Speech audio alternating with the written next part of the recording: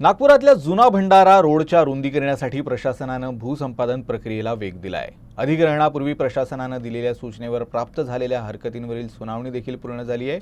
जिल्हाधिकारी कार्यालयातील भूसंपादन कार्यालय लवकरच सुनावणी संदर्भात मनपा आयुक्तांसोबत बैठक घेणार आहे। बैठकीत प्रलंबित हरकतींवर अंतिम निर्णय घेतला जाईल। सोबतच सार्वजनिक बांधकाम विभागानं बांधकाम खर्चाचं मूल्यांकन करण्याचं कामही सुरू केलं आहे। जुना भंडारा रोडसाठी मेयो हॉस्पिटल चौक ते सुनील हॉटेलपर्यंत रस्ता रुंदीकरणाचं काम होणार आहे। यासाठी भूसंपादनाची प्रक्रिया सुरू झाली आहे। नागपूरचे उपविभागीय अधिकारी आणि जुना भंडारा रोडच्या भूसंपादन कामाचे प्रभारी सुरेश बगले यांनी काम वेगानं सुरू असल्याची आणि प्रशासनानं हरकतींची सुनावणी घेण्याची प्रक्रिया पूर्ण केली असल्याची माहिती दिली। नागपूर महानगरपालिकेशी सल्लामसलत केल्यानंतर काही हरकतींवर निर्णय घेतला जाईल।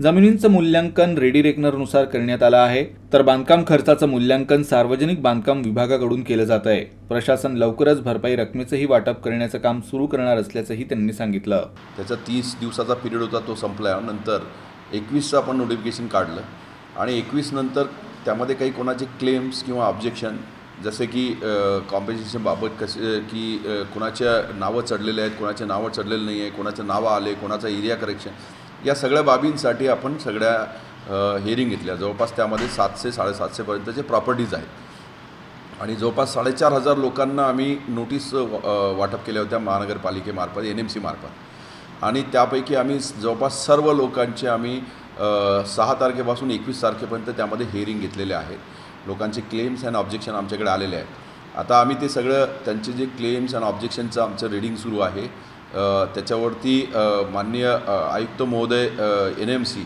यांच्यासोबत चर्चा करून त्याच्यामध्ये पुढे ते क्लेम्स आणि ऑब्जेक्शन जे आहेत त्यावरती चर्चा होईल। त्या चर्चेनंतर मग त्याच्यामुळे पुढची दिशा जी आहे ती फायनल करण्यात येईल।